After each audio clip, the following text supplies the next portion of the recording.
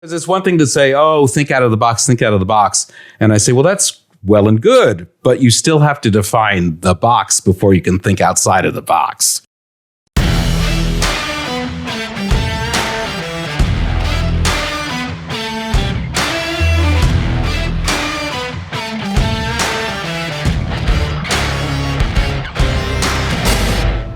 What's shaking? Welcome back to All In. I'm your host, Rick Jordan, and today I have a guest who is into design thinking. He's an innovation trainer, coach, and consultant. He's employed techniques including graphic facilitation and Lego serious play, like Lego is in the blocks. Apparently, we're going to find that out. That's pretty fun. And he helps people build stronger teams and become more than design thinkers. They are design doers. His motto is be brave and iterate. Dean Myers, welcome to the show. Thanks for having me, Rick. What a pleasure. So tell me, my man, what is design thinking? That's a complex, it's a complex thing to ask. We got 45 minutes. Ready, go. Okay. I'm kidding. There are two ways of looking at it. One is a sort of a philosophical approach, right? And the other is the series of practices, right? So there's applied design thinking and there's where it comes from. It comes out of the idea that where you are going to be most successful in creating goods and products and services, it's going to come from focusing on the people who are going to use them and who are going to receive or gain some kind of benefit from doing that stuff. So design thinking came out of the D School and those places where they were working on how do we make things better for people that people really want, are delighted by, and want to use. So that's the philosophical side of it, right? And then the practical side was, so what are the methods that we use to come up with stuff, right? So that's the other side of design thinking, right? How's that sound for fast? Yeah, I think we need to unpack that. Well, there's a lot to it, sure. Yeah, no doubt.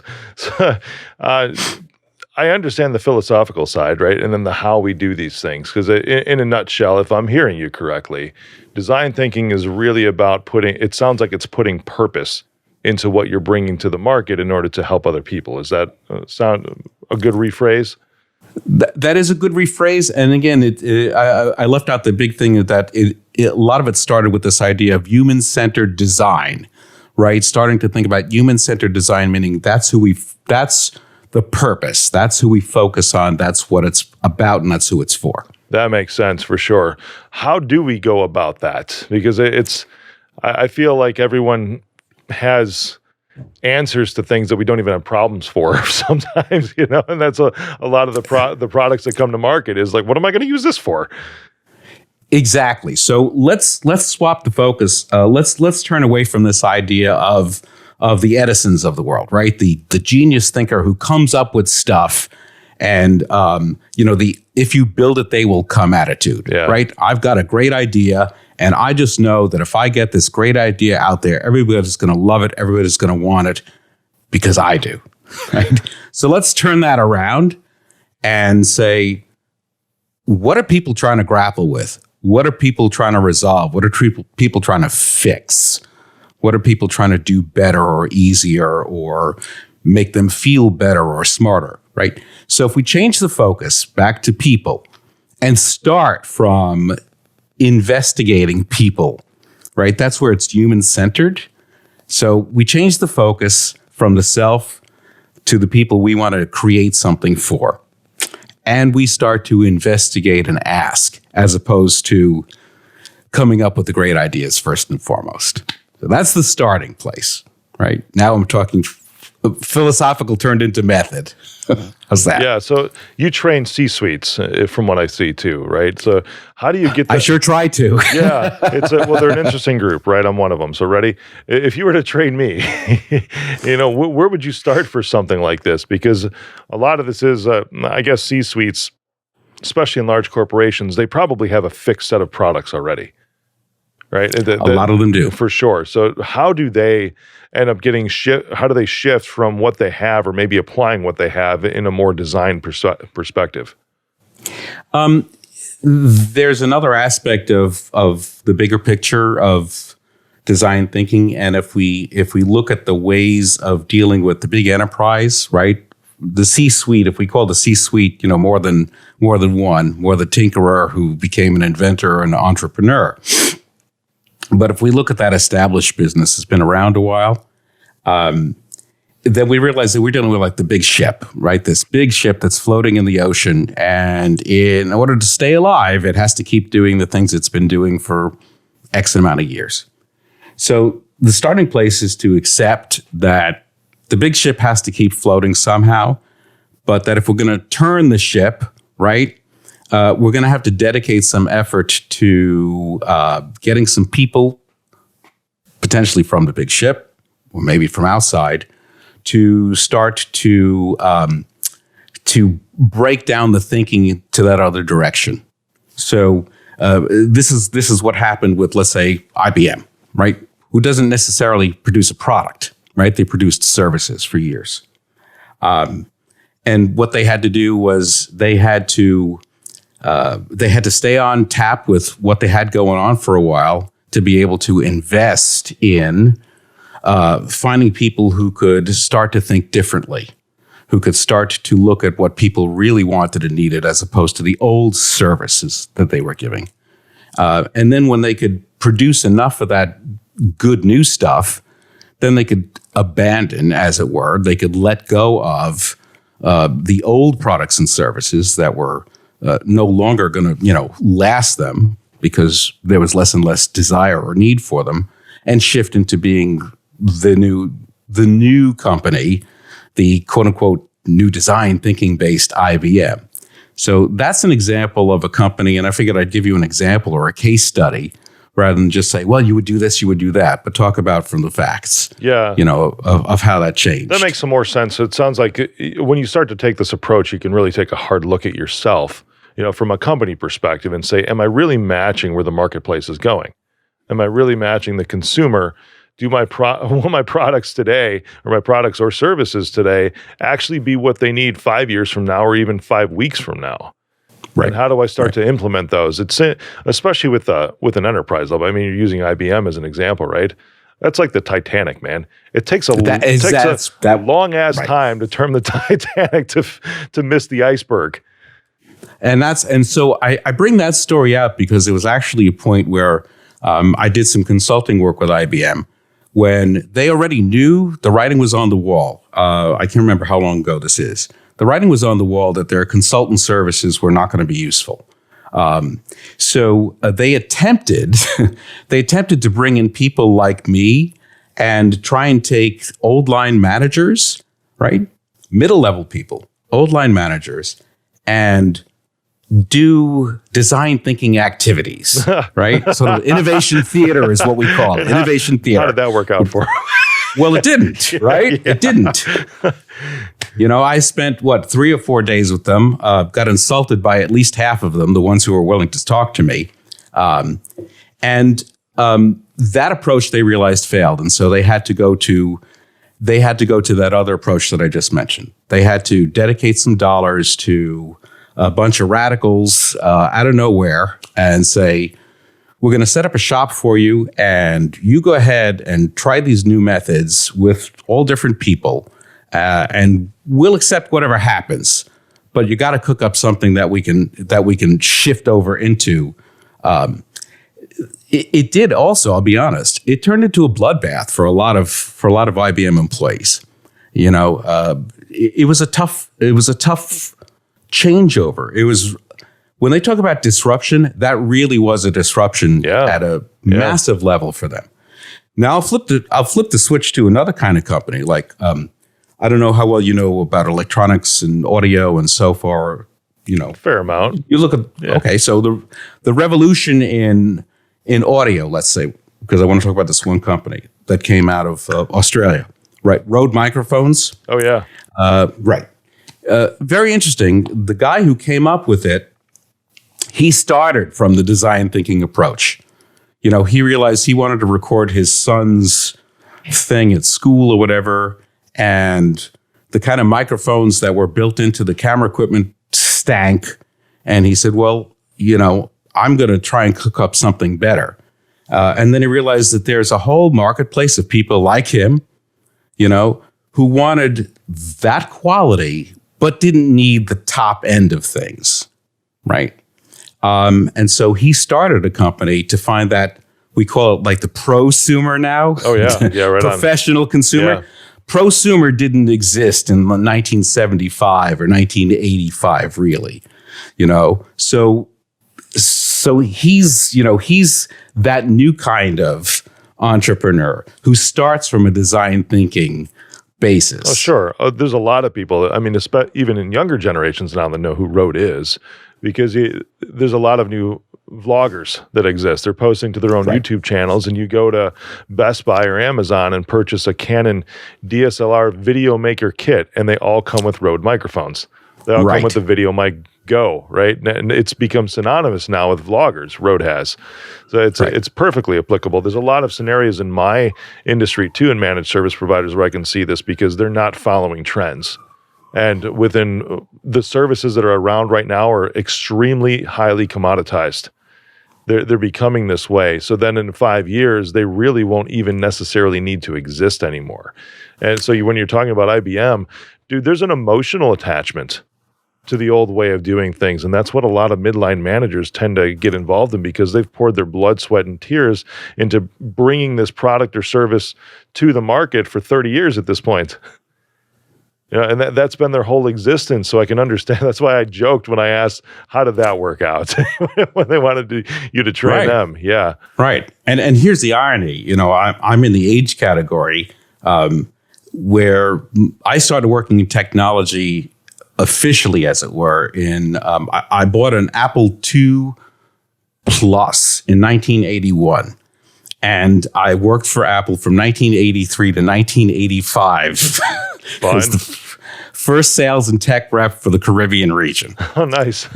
So that kind of environment, right, of dealing with the end users all the time directly, and passing that word back up to the shop, that's sort of in my technology blood. But that was the radical way of thinking back then. That was when Apple created that. Jobs put aside a bunch of people and gave them a pirate flag, and put them in a locked building for a month and a half, and they cooked up the Macintosh. Yep. Now I know. Now I'm understanding your background, because Apple is the perfect example of a forward design thinking company. I remember stories of Steve Jobs getting just straight up pissed off when they came out with their first word processing app, which it wasn't even Pages. I don't think it was back then. No, but Mac Write. Mac Write. Right, yeah. And I remember getting pissed off because it only had 3 fonts. Yep. And it was the engineers thinking of it's like, well, why do people need 3 fonts? Well, that's the whole thing, is that you're not actually thinking about the people.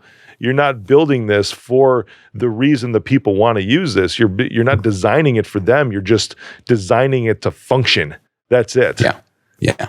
I'll tell you one of the ads that I got to see that was never aired in the U.S. And I don't know. It was from Chiat, but they did it for the French marketplace for Apple France in 1983. And I can tell you what the ad was about, because you'll really love this picture. Is that you were sitting in a classroom and you were hearing a man speaking about this is a man. He works in an office. He writes notes, and the guy would write notes.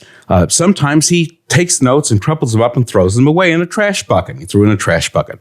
But sometimes he has to retrieve the note back out of the trash bucket because he found something he wants to copy and paste from it. And as the camera pulled back, it was a schoolroom full of little Macintosh computers learning man.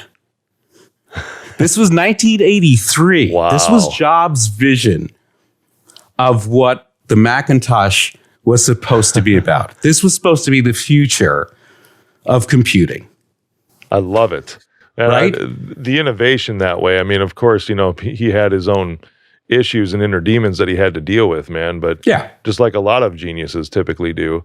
But it's fantastic for him to lock people in a room and say, just put yourself in the shoes. I mean, last week in my board meeting, they were saying we need to know what these individuals are thinking, what they're feeling, a day in the life of them as we're looking at, acquisitions or even new customers, what really drives them, list it out, create the avatar, because everything we do from this point forward needs to be centered around that person. Exactly. That's design thinking. Yeah. I was part of Best Buy too, and they called it, it was a whole movement back in, when did it start? 2004, I think is about when it was. And it was called their customer-centric model. Mm-hmm. And they developed these avatars across the board. They even gave them names. They had B2B, which was Best Buy for Business, but then they had Jill because they gave all these individuals names. I can't remember all of them, but I remember Jill because she was the typical, if you want to call it, homemaker, the housewife, if you want to use that phrase, that really didn't go to Best Buy at all, with the exception of her partner in life saying, I need you to pick something up for me on the way home. It was never a destination spot for her. So they designed an entire experience around Jill, to where Jill now had personal shoppers. And one of the things that still remains to this day that you'll see in Best Buy parking lots are the front parking spots for moms with children. And that's all it's not for families. It is for, if you look at the sign, it's for moms with children. And that came out of just even designing services around that, a personal shopper, services around this character, Jill, as they were trying to develop this customer-centric model, which really was a fantastic way of design thinking. Yep. That's absolutely at the core of it. And so that's when I said, you had the theory. Yeah. And then the theory come up with the methods. So now I can say, now that we're talking beyond theory, and now we're talking about methods. Yeah, we are. Yep. So I can say that. You can tell me what you just told me. I said, oh, that's creating personas, right? So we actually now have a whole methodology around the things we do to actually practice design thinking, right? But we had to come up with, or rather we had to sort of figure out, what are the things we're doing that are making us successful about thinking about clients, customers, users, people we are trying to serve. Yeah. Whatever label you want to put around them, because there's service design, there's product design. Of course. There's experience design, like I was talking about. Experience design, sure. Right on. There's a bit, I'm curious on your take on this, man, because price is always an important factor, as we're talking about the products and services and experiences. And of course, there's a segment, and I think this was one that was in the Best Buy world too. There were segments to where the money just didn't matter, right? But then there were other segments, and they had names for these personas too. People that would not spend very much, that always wanted the budget items as they walked into the store. And that was still designing the experience, but from a product and service perspective, because my company is a cybersecurity company, and we're very much design forward thinkers. And I even have a phrase that my people hear me say all the time, where I say, we design everything. That's what I'll say. All the way from, of course, like graphic design, on pamphlets or whatever, or social media, to the experience when somebody calls in or walks into the office and what they visually see, and even the phrasing that we use. Sure. With our clients and our prospects. That's why I say we design everything. And there's a point to where I shifted, because you would start to look at the market and say, okay, how much is this typical service going for, right? And then there was a phrase that a coach of mine used a while back. I'm like, what do I charge for this? And he goes, whatever the market will bear, Rick, whatever the market will bear. Because it came to, I made a choice to have this design forward service, and create this thing pretty much around their experience and their design. But then my costs went up because of doing that. And it forced me to become more efficient in some other areas to stay profitable. But I still kept that same thing, saying we're not going to sacrifice the design. Right. Is there a threshold or a balancing act that you see? Because sometimes things can be overpriced and nobody will buy them if you go that route. But is there a such thing, I guess, as compromise when it comes to design thinking? I think this was. Let's go back to to the Apple example, and then let's also talk the Amazon example. Right, both are completely design thinking centric. Right. Oh yeah, for sure. And they're part of the FANG. Right. Yep. Facebook, Apple, so on and so forth. But point being, Steve's conceptual idea, and I really like to think of Steve as not a designer but a marketer first. For sure, in all honesty. Dead on, yeah. And again, having I'll be honest, and I'm 6 months younger than him, and I was around a little bit, not a lot, but enough to kind of get the flavor of where he was coming from. Yeah. And conceptually, the feeling was that it's about figuring out the value. What's the value proposition? And if you look at business model generation and all these templates, they kind of honed in on this, finding that value point and then balancing. And here's the balancing act. The balancing act is if you really do we'll call it the full chart of the business model, that typical one that we see, you do have to find, I hate to call it the compromise point, but you do have to find the tipping point, right?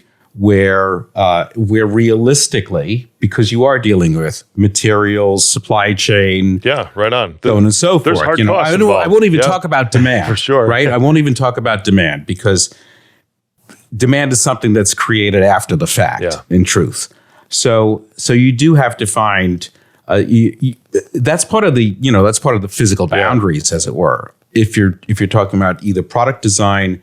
And in service design too, there's a different kind of tipping point in terms of the boundaries of how many people can you stuff in the box. I hate to say it that way. That's a really rude way of putting it. But it's Are you talking airlines? Come on. Right. There is that kind of thing. It's like, I'm sorry. Bring your own toilet paper. It's, what is that? Ryanair? Something like that. Yes. I don't know if you know the European Ryanair. I've heard of it. Yeah.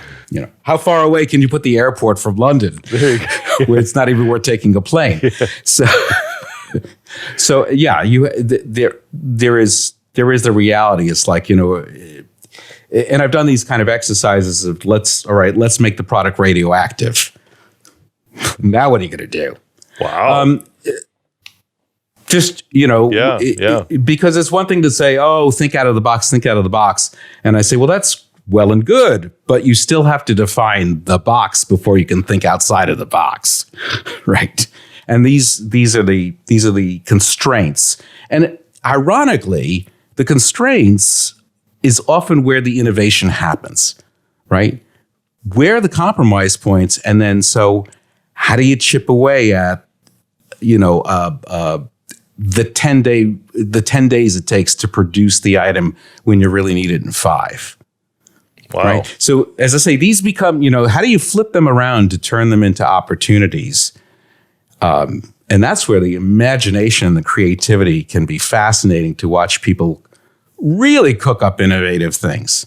That's awesome. Being around Apple where you were, where did people derail themselves when it came to design thinking? Where did they get off track? What are some of the, I guess, sand traps that you might have along the way?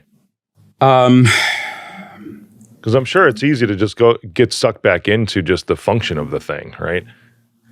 It goes back to falling in love with your creativity. I hate to say that, when the ego gets too big. Yeah. But and it's very natural to become excited about a thing. But if you do not go through the cycle, truly the cycle of testing and refining against real people and real use, that's where you fall into the trap, I think. Yeah, then it becomes just like a laboratory experiment pretty much, and it's only in that lab without any real use case. Right. So I wanted to bring out Amazon because Amazon does a couple of things that are very interesting. And this is why I throw in the whole, and iterate into my motto.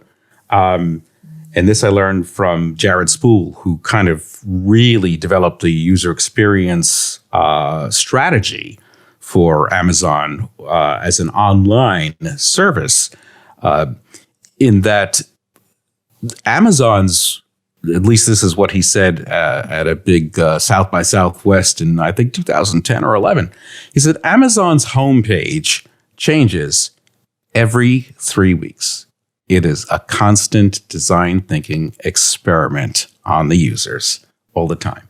You don't notice it, but they're flipping things around in positioning, letters, so on and so forth. The buy this and 2 other items deal that they show all the time, there is no discount in that pricing structure.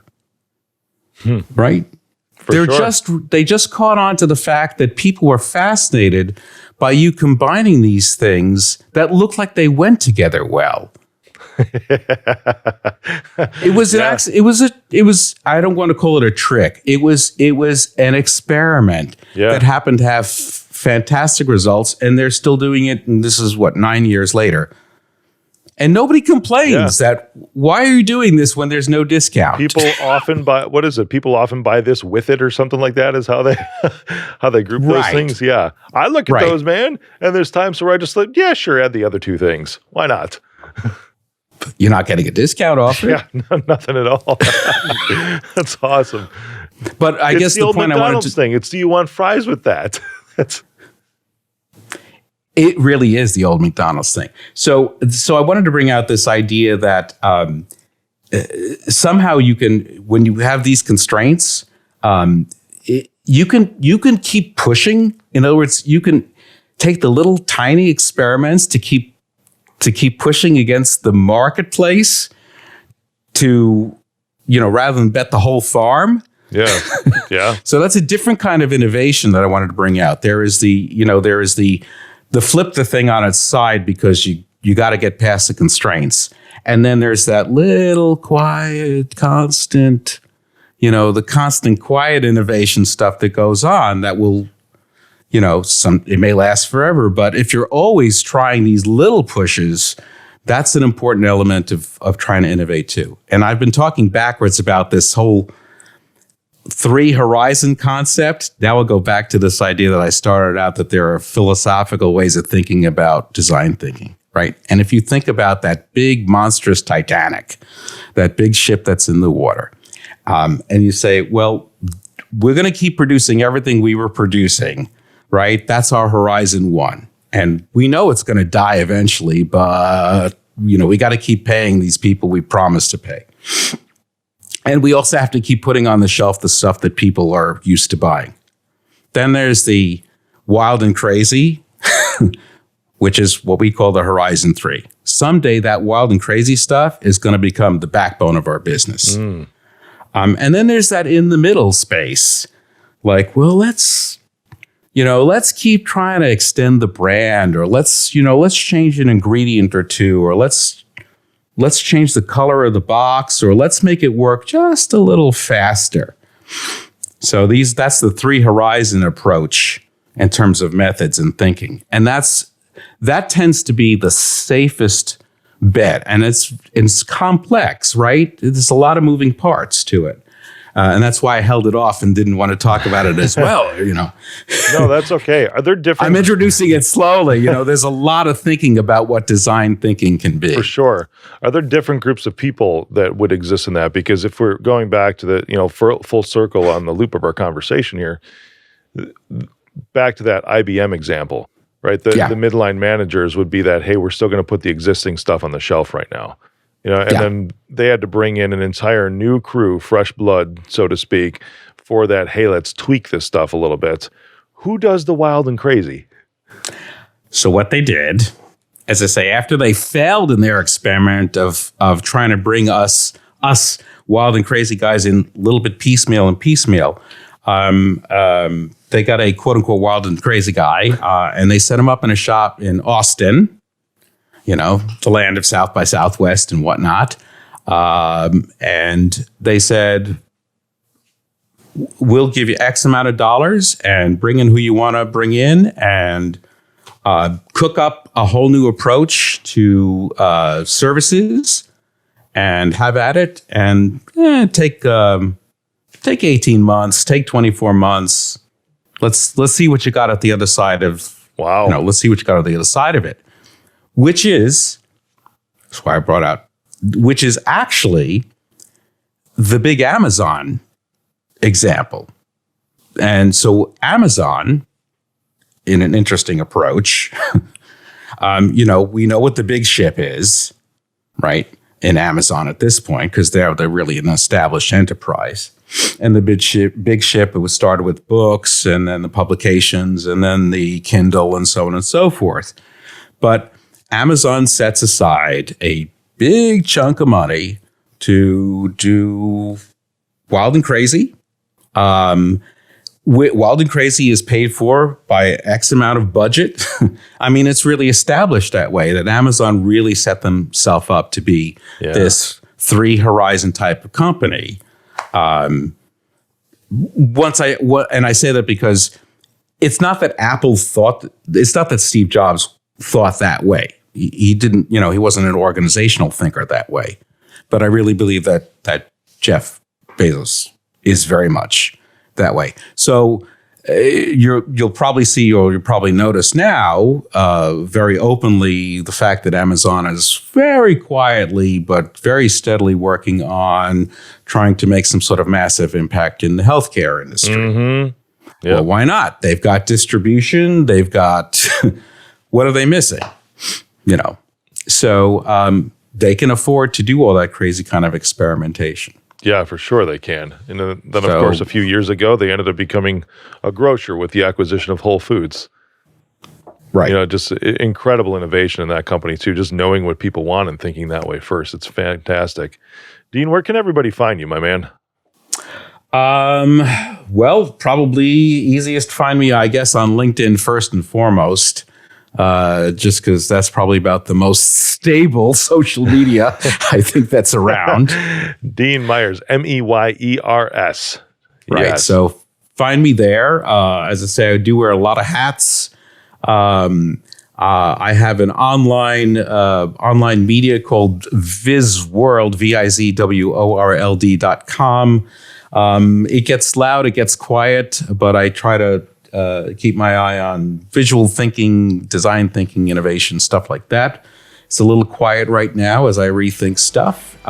So I say, find me on LinkedIn, and you can also find me, of course, on Instagram and Facebook some, but awesome. That seems to be where I live most. Good deal, my man. Well, thank you for being on today. I appreciate us diving into some of your past and also where the future of everything's going. Thank you. My great pleasure. Thanks for having me. What's shaking? Thank you for joining me on the All In Podcast. Click the subscribe button and smash that bell for notifications. Text me, 312-535-8520. Follow me on social media at Mr. Rick Jordan. See you next episode. I am Rick Jordan, and I approve this message.